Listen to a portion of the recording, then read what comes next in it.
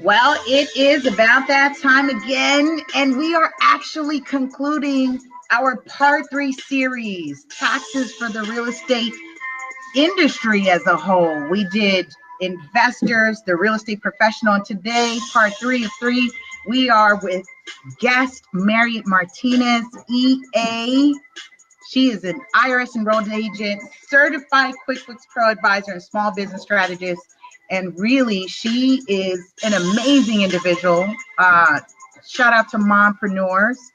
I'm going to just introduce you and reintroduce you to those who were following along with our series. We have had just great fun, tons of information, really removing the scariness out of accounting. And I couldn't imagine anyone else more fitting to do that. She has a BS in accountancy from the California State University, Northridge. She's an Intuit Accountant Council member, board member of the National Latino Business Women Association of the Inland Empire, Intuit trainer, writer, network member. She's a co-admin of Latino Small Business Owners Facebook group with, get this, over 4,000 members, and that's amazing. She's a public speaker and educator at various industry conferences, and also including NAR, which is the National Association of Realtors, which is really awesome to have her on Ready, Set, Real Estate. Thank you. She's also a blog contributor for Intuit Pro Connect, and she's like amazing. Mariette, welcome to the show. Wow, thank you. Thank you for inviting me for a third time. Honestly, I'm humbled. I'm incredibly humbled and honored to have done a 3-part series with you. So we didn't want to do one thus far that's done that. It just made sense because, you know, as industry professionals, albeit like we talked about the real estate agent and investors and flippers, it's just not knowing, right? And I loved how we evolved in this, because we can start out as a professional and then grow and then still are operating with the same mindset. So I just love what we have done and really happy about the amount of engagement that we've had on the last show. I mean, wow. I mean, people were really in here talking about their multifamily properties and their portfolios, and just really having a tax strategy with that. So you can't do real estate and not have a strategy with taxation involved. So, woohoo! Absolutely, I agree. I think that this I think the perfect explanation is that it is an evolution. We've done a really good job of first starting with taking the scariness out, which is you need to be aware of what we're talking about. You need to take ownership of it if this is something that relates to you. And so, you know, getting more clarity, feeling more confident around the topics is really important. Not necessarily meaning you have to be an expert in them, but you have to know enough to have a conversation about it, right? And that's really what this 3-part series was about. You know, we try to deep dive on a couple of topics, but we kept it really high level. But even at the high level perspective, we gave tons of content, which I really appreciate. You know, Lisa and I did a really good back and forth on that. So I loved it. And we took you through the evolution of what people may have thought real estate accounting is to what it really is. And, essentially real estate accounting, when people talk about it, they think of it as one type of accounting, and actually it's not. That's why we did it in 3 parts. You've got the simpler real estate accounting, and I only say simpler because there's less moving parts, and that's from the real estate professional, real estate agent, realtor perspective. And then you have the real estate accounting from the investor perspective. So someone that intentionally purchased a property to hold it long term. And so now they're actually holding property to invest in it long term. And when they sell it, they may have to recognize long-term gain or even a long-term loss, depending on what happened, right? And of course, then you have the situation where you may have had a completely different intent. And we know this happened in the 2000s when you actually purchased it to basically fix it up and fix it and flip it, right? That was the big fix and flip, which is still happening now. But in the early 2000s is when that became crazy, right? And what happened was, because it was new, this idea of purchasing and fixing and flipping was new, many people in the industry of doing that for a living, they didn't realize it was a completely separate accounting and tax reporting than it would have been if you were an investor, because many times the investors went into the fix and flip. And so their mindset was still thinking that they were fixing and flipping using the same accounting as an investor. And that's completely incorrect. And that's what today's about, right, Lisa? To make sure you're aware that completely different animal we're talking about today. Right. Different mindsets. Oh my goodness. I'm really excited about just overall delving into this direction for a couple reasons. You touched on it just now, but it's going to be very interesting as overall those in the industry and those who are watching global economics and watching the performance of the economy as a whole know that we are in a shifting market.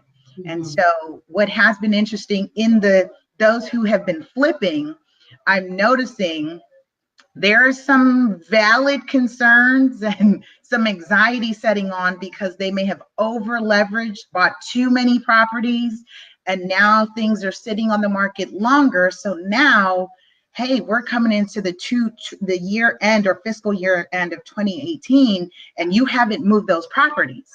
Right. So, yes.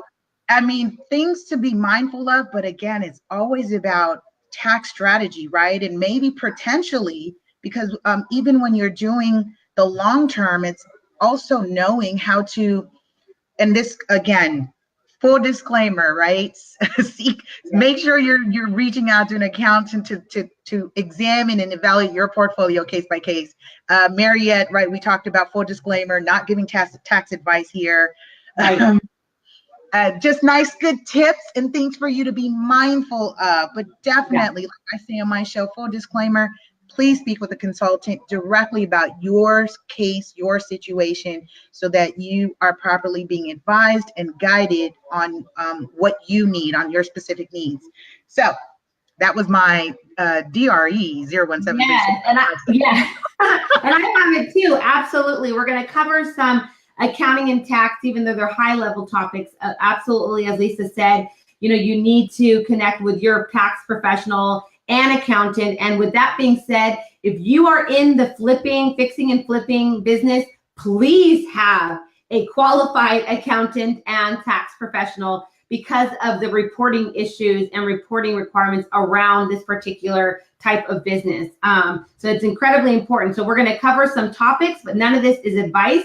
And please, you cannot take this as advice for your own unique situation. You need to connect with your own professional for that. So let's talk a little bit about that. Let's talk about, let's say, for instance, what that experience would feel like if you went to a professional and said, hey, I'm in the business of fixing and flipping, or also known as a dealer, a real estate dealer, right? And so the first thing that where the conversation goes, and the reason why I'm taking this from the perspective of you sitting down with your accounting and tax professional is because this is actually where I've had the biggest issues with new clients, is they've never had these conversations with their accounting and tax professional. And when they eventually do, they actually realize that their professional is a qualified, possibly accountant or tax preparer, but they don't know real estate accounting. And you need to know real estate accounting specifically because the accounting and tax ramifications of reporting this incorrectly could be detrimental for you. And so you need to find a qualified real estate accountant and real estate tax professional. That's number one, tip number one. Love it. Yeah, Yes. very, very important. Now, when I have a conversation with someone says, well, how do I do that? And I said, well, let's just do it like literal ad hoc conversation right now. Pretend like Lisa's my qualified professional. I'm the real estate flipper. And I'm going to say, so Lisa, I'm going into this business of purchasing property for the intent to purchase it, fix it, rehabilitate it. That's another one, rehabilitate it, right? And then flip it and sell it in short term. And so the way that conversation should go really quickly is, well, if your intent is to purchase it, fix it up, and flip it, did you know that is a short-term ordinary transaction, meaning that's an ordinary income transaction, and you would have to report that, for instance, if you're a sole proprietor on a Schedule C, or if you're a partnership, that's considered ordinary income and ordinary expenses related to your business.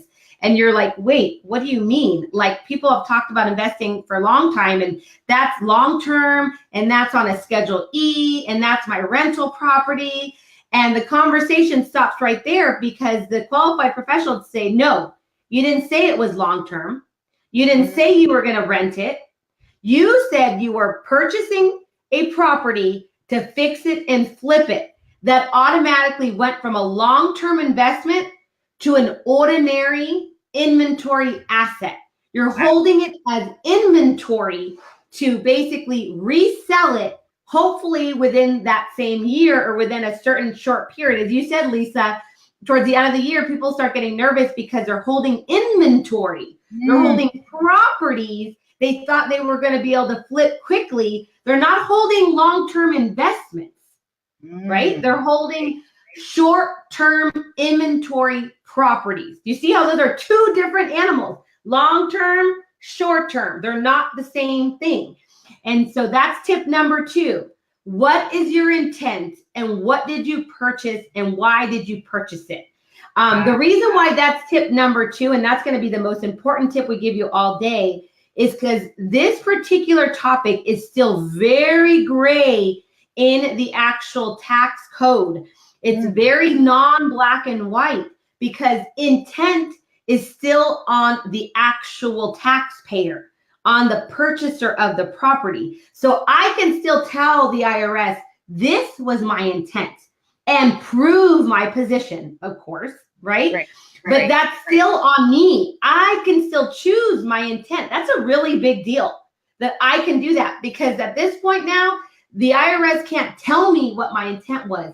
I can take my position and I can prove my position. That's a really strong place to be if you are really strong on your position, right? So you need to understand this. Does that make sense? It does. It's resonating with me, especially when we're talking about. I'm thinking long-term of audit. We're talking about and I'm also thinking that even the language on the loan application, by the way, there's an affidavit, and even on the purchase contract, there's a line item and a section on page 2 of the real estate purchase contract that says, what is your intent? Owner occupied or non-owner occupant? I'm there with you, Mariette. Yeah. I mean, and the thing is, I love that you just brought that up because, I'm bringing more of the accounting and tax side of it. You're bringing the actual transactional side. And so what you just proved to me right there is that there's already some hints of what you're doing. And number 2, there's already some ways for you to not be able to argue your position if you did not complete that correctly. So if you weren't sure what the reason is or the importance of that line is, you could have skipped it over or you could have answered it incorrectly. Now the government come back and say, well, look at you told me your intent already. And so why are you saying it was something else? And so be very mindful of those opportunities where you can already be documenting your intent in different places. So I appreciate you bringing that up because that's really, really important. So, that's critical. So some other things, as you mentioned before, is again, how did you purchase it? So usually people, and I'm saying from the perspective of my clients that have worked in this industry, they usually buy them at auctions, or they buy them on short sales, or they buy them with cash, right? They literally don't get a loan on it. They literally buy it right off, right? And so that again would explain that they're not thinking of holding this long-term, because they're literally buying it, they're fixing it, and they're fixing it really quickly. In other words, as soon as they bought that home, they already have contractors working on it, like next day or the next few weeks. So all of that explains the process, or proves the fact that this is an ordinary transaction and not something that you're slowly getting into and slowly improving. And so that is also, yeah, go ahead. Mariette, I wanted to revisit that just so that I can have it on the screen. It was called short-term inventory as an ordinary transaction. Am I using that term correctly?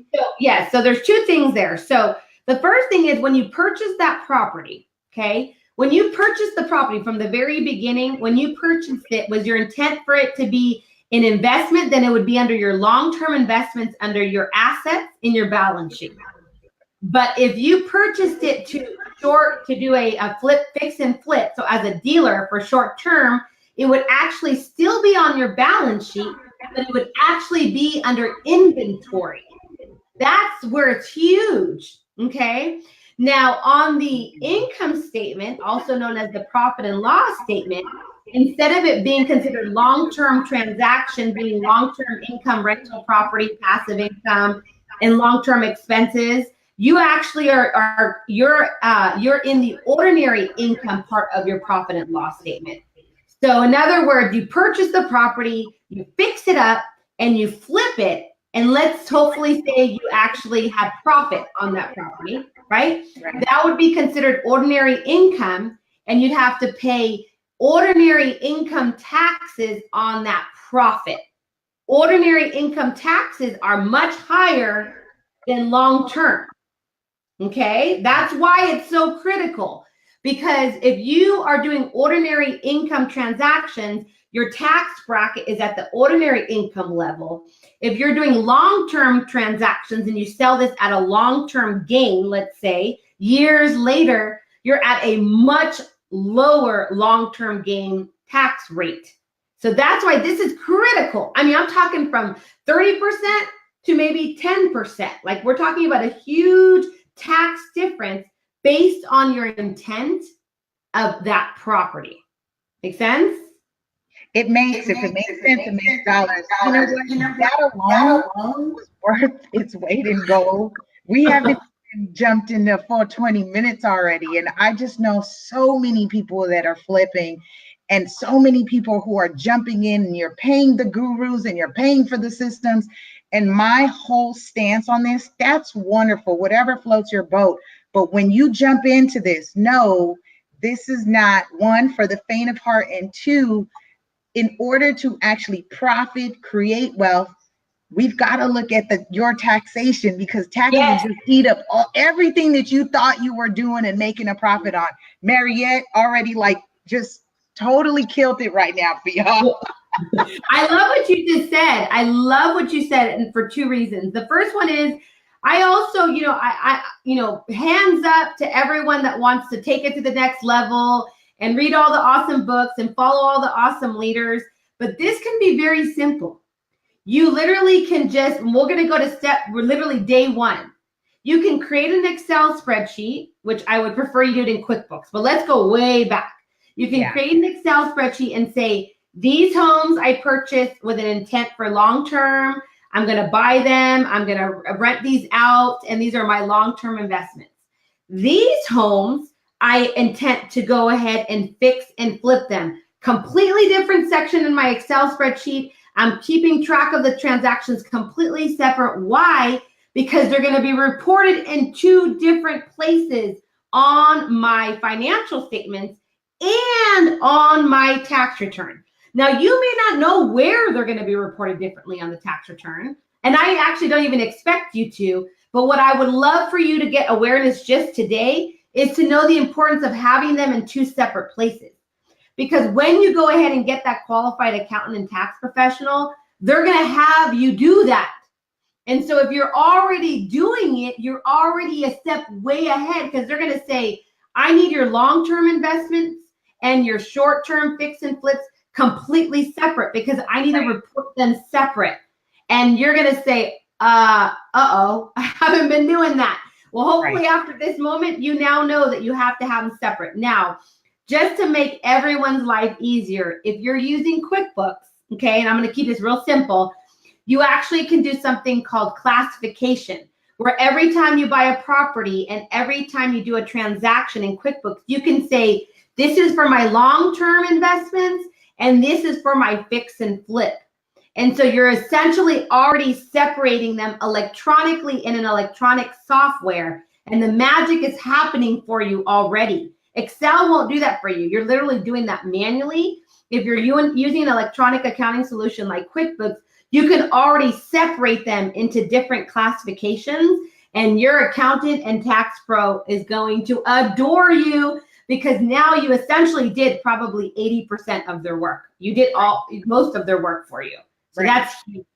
That is huge. And that was one of the things, and let's just revisit this as a reminder. I mean, I kind of shared my own qualms about, you mean I have to do it on my own? Yes, you've got to do some work, or like she said, hire someone to do it for you.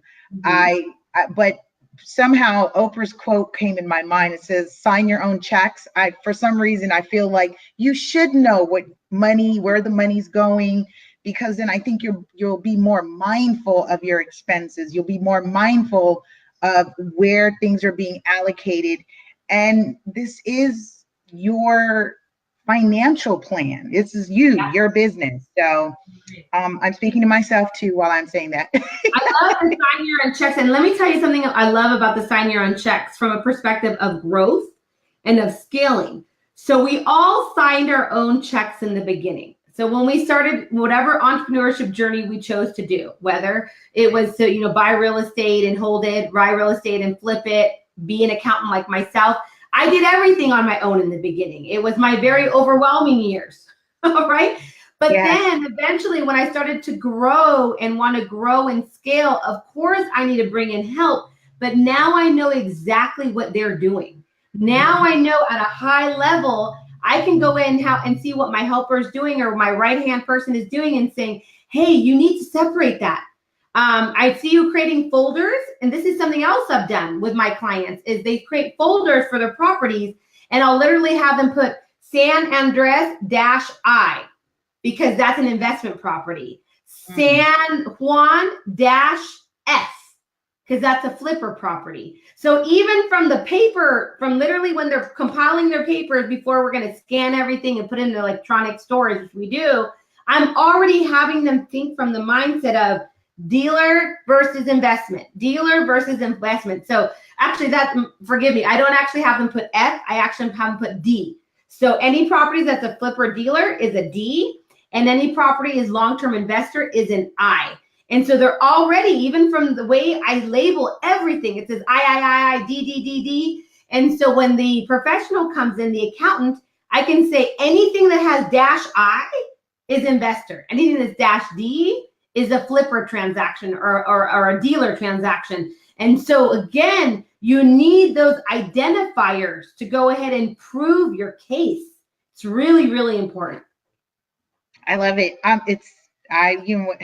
My viewers know when I say yummy, like I'm feeling all good, warm, fuzzy, good, like real estate gems are being dropped. And I mean, it may go over somebody's head. Please make sure you listen to the replay. And already your 2019 is just going to be on a whole different level just by reviewing now this third part, as it relates from an agent perspective, as it relates from an investor perspective.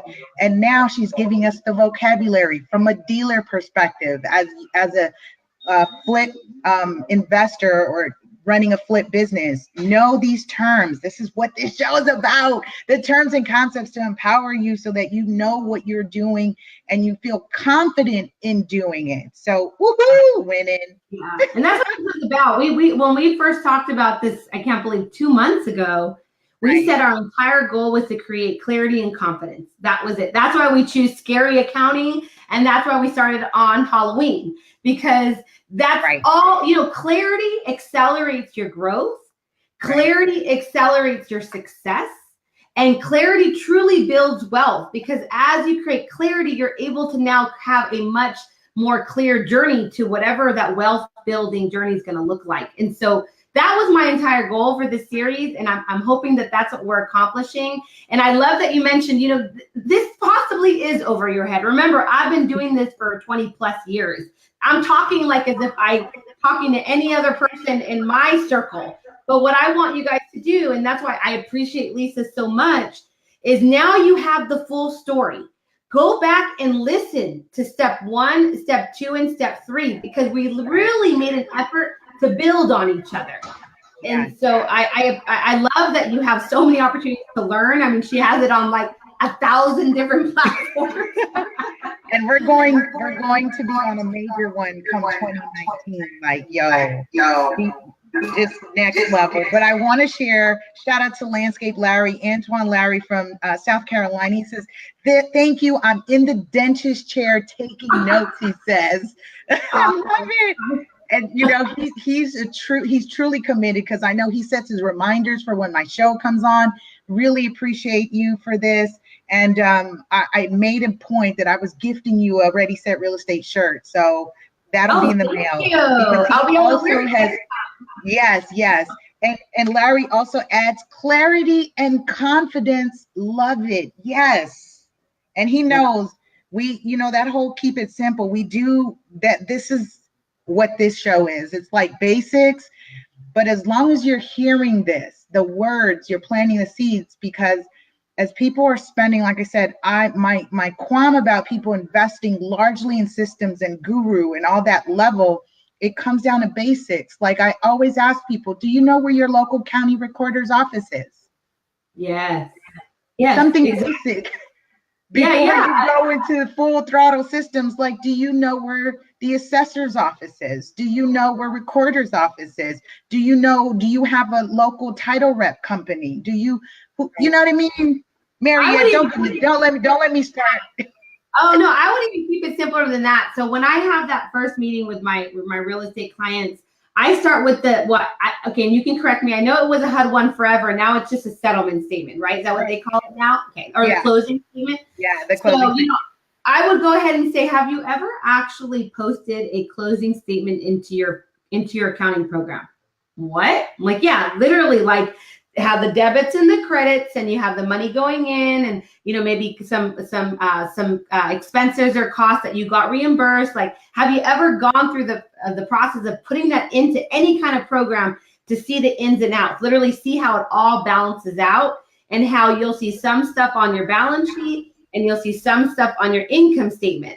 Have you ever done that? And I'm not kidding.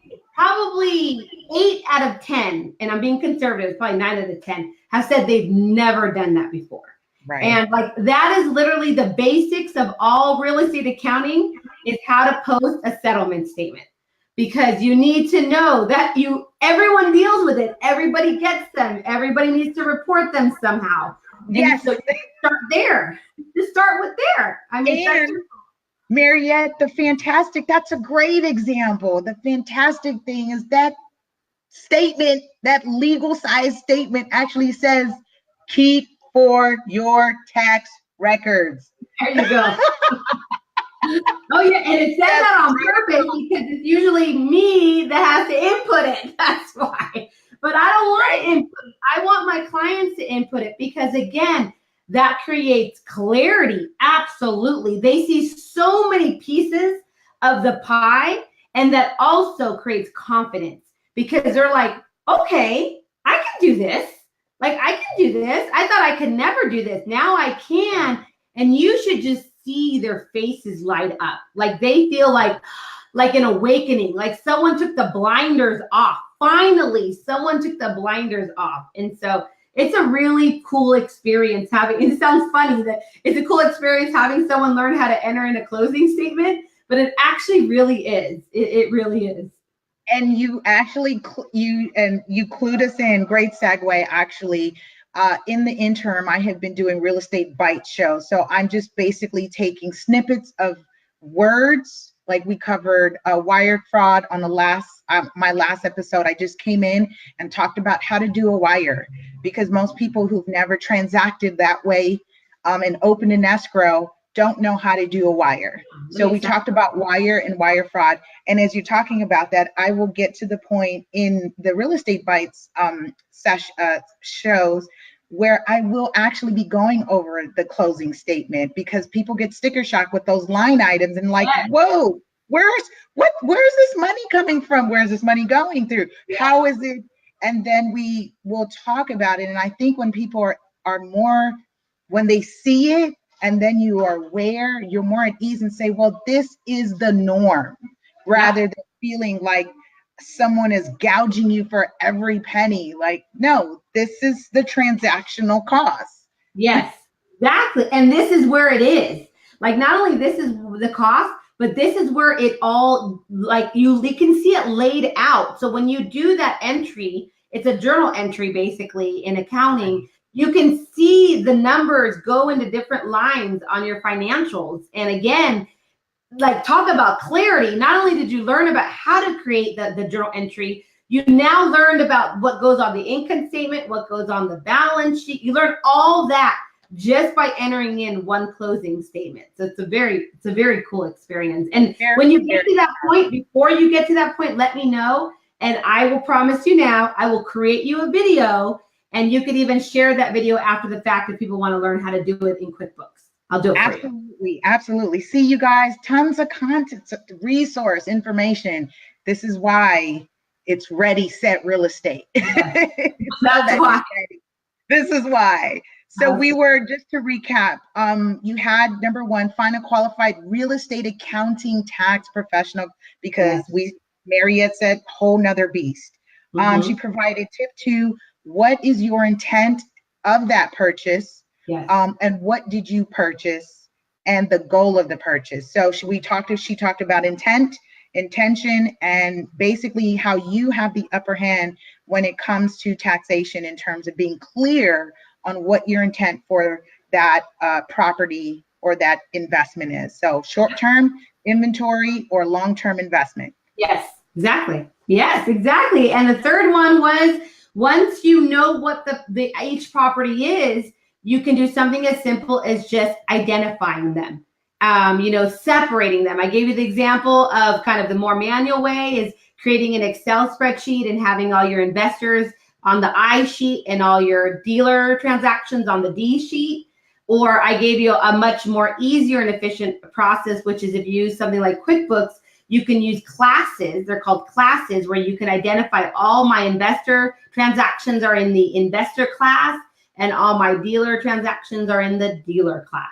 So you can do something like that. But ultimately, you need to keep these two types or categories of transactions separate, because they will be reported separately.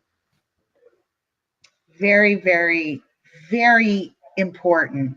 And that alone, you guys, is enough for you to start processing different mindsets. Especially when people say, I want to come in this business as an agent to stack my money so I can flip and so I can invest. That's a whole, that was 3 mindsets you just said in less than 30 seconds. Exactly. Yes, exactly. Yes, I'm glad you said it in less than probably 10 seconds, because that is the reality. That's how people think, but they don't know what they don't know, right? But watching these 3 series, which I'm so grateful you let me to do this with you, I honestly believe that watching these 3 sessions as a series will create the clarity and the confidence they need to make those more educated decisions. Absolutely. Mariette, thank you so much for providing the world of knowledge and experience. And she just said it, over 2 decades, you guys, and she's doing amazing things in the community for small businesses, for the up and coming entrepreneur, and those who just really want to take over their financial life. And she's a true advocate, like myself, which is why I love the synergy we have, is because she's a true advocate of financial freedom. And that is so beautiful for me, because I got to jump in her world and to 3 parts. And I said, you know, now on season 2, no one's done that. We actually committed to the 3-part series. So woohoo! Kudos to Yes. us. And We that's what did it's it with about. We committed. We committed and we did it. That's what it's about. That's the goal setting. I mean, and I know a lot of us I'll just close with that, is I know this is 2019 very soon, in 2 weeks or a little bit over 2 weeks. We're all thinking about our goals. We're all, you know, maybe worried that maybe we didn't meet our goals for 2018. Lisa gave the good example. Oh my God, I'm holding all these inventory, you know, properties. What do I do now? So, you know, you just need to commit to learn, which you're doing by watching these, you know, making more stronger, educated decisions, and then just move from there. Like, don't worry about what you did with the information you didn't know yesterday. Just really work with what you know now and create that clarity and confidence for 2019. I love it. Yay. Please do remember, you guys, connect with Mariette Martinez. She's got, you master, share your events, please. Yeah, so just a few events. Well, the best way to learn about all my events, if you subscribe to my newsletter at mariettemartinez.com. I send 2 emails a month. I try to do 2 max, if not maybe 3. The first one is always all of the events. So I speak at a lot of events. If not, I promote events, of course, like my friends' events, Lisa's events. They're on a big list in that email. So it's really just to let you know what's going on in the small business world, in the accounting and financial world. And then I have my own events, and the one that I am sharing a lot about is Master Your Books, which is a financial clarity boot camp. It's a 2-day boot camp for small business owners and accountants and bookkeepers. And then TuTresMaestras.com is a bilingual online platform where we're also teaching about accounting and financial topics. That's very powerful, in a whole nother language. And that's In a whole nother language, a whole nother market. That's awesome. Be sure to connect with Mariette. She's on social media, Mariette Martinez, EA. And she's so awesome, by the way, on social media. I just, like, you rock. It's so funny because you were ahead of me with the promo, and I was like, yo, Mariette is dope. Hey, I was really excited about it. That's what you can, you know, that's what I always tell everybody when they're like, you share so much. And I go, to be honest with you, I probably share 20 to 30% of the stuff that I know. But when I share it, it's because I'm really excited about it. So that's intentional, because if I shared everything, I would probably overwhelm everybody. And I agree to that, which is why I figured out this is how I get to meet best of both worlds, that I can serve and share in this format and not overwhelm my clients. Because when I first started in this industry, I used to sit people and consult with them for over 2 hours. And I remember my broker said, you cannot do that to every client. Stop you're overwhelming them. Stop. So now I have this platform. I love your platform. Honestly, I'm so grateful for it. Thank you for it, because it's thank you. You're welcome. You're welcome. Do remember that this platform supports Real Estate 100 Youth Foundation, our nonprofit, where we seek and teach our youth and young adult communities with real estate literacy, terms and concepts, and more importantly, alternate pathways to success. Do know that 80% of our students are not going to college. So what are we doing about that? We're empowering them to show them that in this industry that is connected globally, and a $1.3 trillion industry, impacts and is integral to every aspect of our lives. And that's what we want to empower them to show, how they're needed, their gifts are needed, they're connected, and there's a way for them to make a living, not just to survive, but also thrive. Mariette, thank you so much. And I will see you in 2019, because I know we're going to be doing so much more together. Awesome. Thank you. Thank you, guys. Thank you, guys.